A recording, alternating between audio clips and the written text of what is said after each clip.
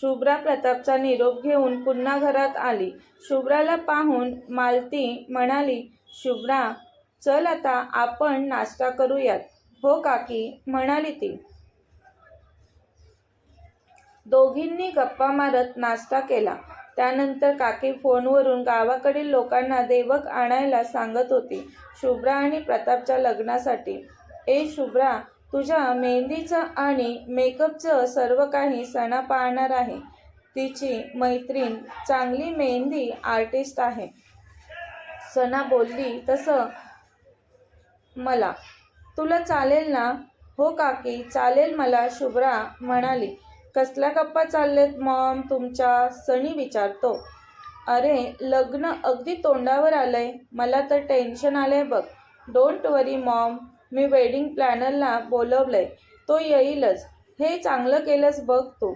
सनी, तुझ्या भाईचं लग्न इतक्या धूमधडाक्यात व्हायला हवं की सगळं क्षण बघत राहिलं पाहिजे. मालती खूपच उत्साहाने म्हणाली. आणि ते कॉस्च्युम डिझाईनचं काय सनी? वेळ खूप कमी आहे आपल्याकडे. डोंट वरी मॉम, भाईशी बोलणं झालंय माझं.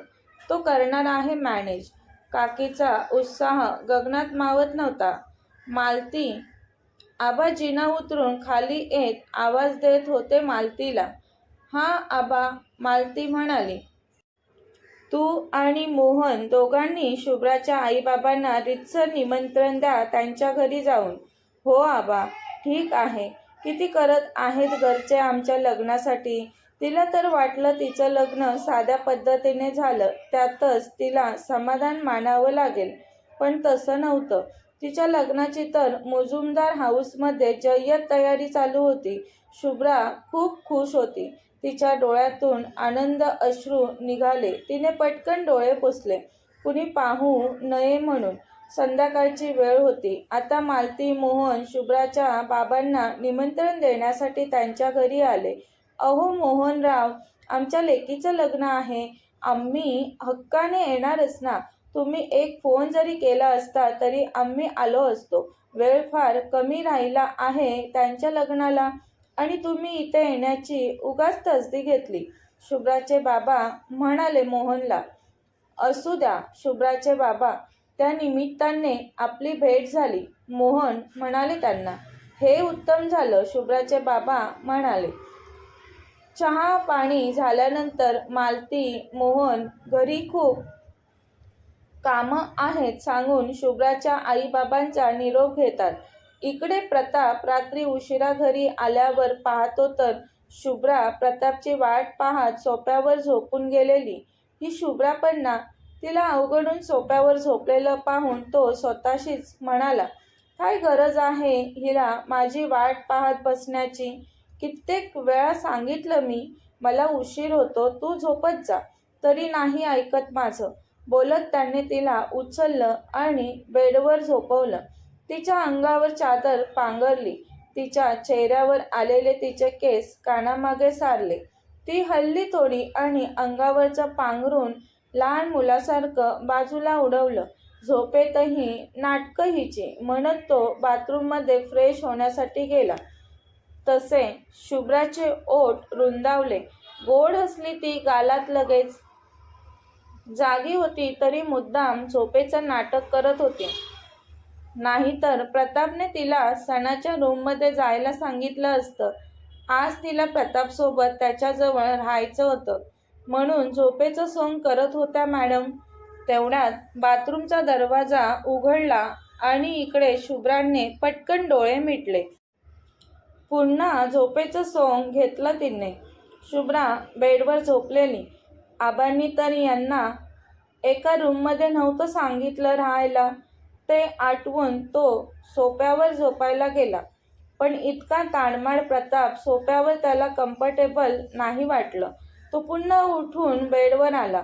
शुभ्राकडे पाहत बेडवर आडवा झाला तो. खूप वेळ झोपण्याचा प्रयत्न करत होता.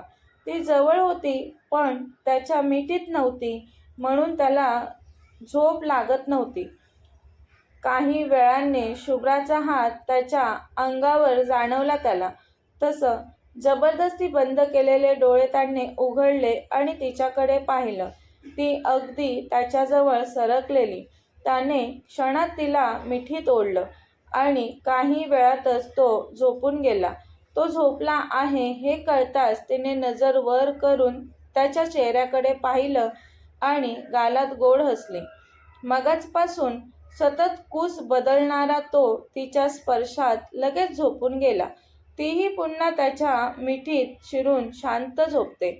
दुसऱ्या दिवशी प्रतापला लवकर जाग आली. रात्री उशिरा झोपला असला तो तरी तिच्या स्पर्शात त्याला शांत झोप लागलेली. त्याला जाग येताच तो हळूच तिच्यापासून दूर झाला, तिची झोप मोड व्हायला नको म्हणून. तो नेहमीप्रमाणे बाहेरची फ्रेश हवा घेण्यासाठी बाल्कनीत जाऊन उभा राहिला. इकडे शुभ्राला जाग आली आणि ती गडबडीत उठली. अरे बापरे, किती वाजलेत? प्रताप उठून ऑफिसला गेला काय? ती स्वतःशीच बोलली. किती वाजले ते पाहण्यासाठी भिंतीवरील घड्याळात पाहिलं. अरे बापरे, पुन्हा म्हणाली. आणि 7:30 झाले की. काकीने एकटीनेच देवपूजा केली असेल आज. तिने घाईतच केस बांधले. तिची साडी नीट करत ती जाऊ लागली. पण तिच्या साडीच्या निऱ्या झोपेत सैल झालेल्या त्या पायाखाली आल्या आणि ती पडणारच. तेवढ्यात प्रतापने तिला त्याच्या मजबूत हातांमध्ये सावरलं.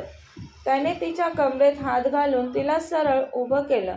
ती त्याच्या डोळ्यात एकटक पाहत उभी राहिली. झालं मला ताडून? काय काय म्हणालास? ती विचित्र तोंड करून म्हणाली. मला पाहून झालं असेल तर जाऊन फ्रेश हो, तो करारी आवाजात म्हणाला तिला.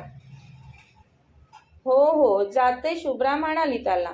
बायको, तुझी नाटकं कळत नाहीत मला असं समजू नकोस. माझ्याशिवाय करमत नाही ना तुला, म्हणून रात्री झोपेचं सोंग घेऊन माझ्यासोबत एकत्र बेड शेअर केलास ना. माझ्यापासून दूर जाते जाते म्हणतेस आणि माझ्याजवळच येऊन बसतेस. हे चांगलं आहे बायको तुझं. याला कसं कळलं? ती मनात म्हणाली. तो मला सांगितलं असतंस ना, माझ्या मिठीशिवाय तुला झोप येत नाही तरी समजू शकलो असतो मी. तो तिला चिडवण्याच्या सुरात म्हणाला. प्रताप, तुला तरी कुठे येत होती माझ्याशिवाय झोप? सतत कूस बदलत होतास. मला नाही पावली तुझी तगमग, मग मीच आली तुझ्याजवळ. ती थोडं रागात म्हणाली त्याला. तू तर गाढ झोपलेलीस ना बायको, मग हे सगळं तुला कसं कळलं? तसं शुभ्राने जीभ चावून पटकन तिथून पळ काढला. प्रताप तिच्या मागे तिच्यावर पोट धरून हसत होता. कथेचा पुढील भाग पाहण्यासाठी चॅनलला सबस्क्राईब करा. कथा आवडल्यास लाईक, शेअर आणि कमेंट करायला विसरू नका. कथेच्या यापूर्वीचे सर्व एपिसोड प्लेलिस्टमध्ये सेव्ह आहेत. पाहिले नसतील तर कृपया पहा. धन्यवाद.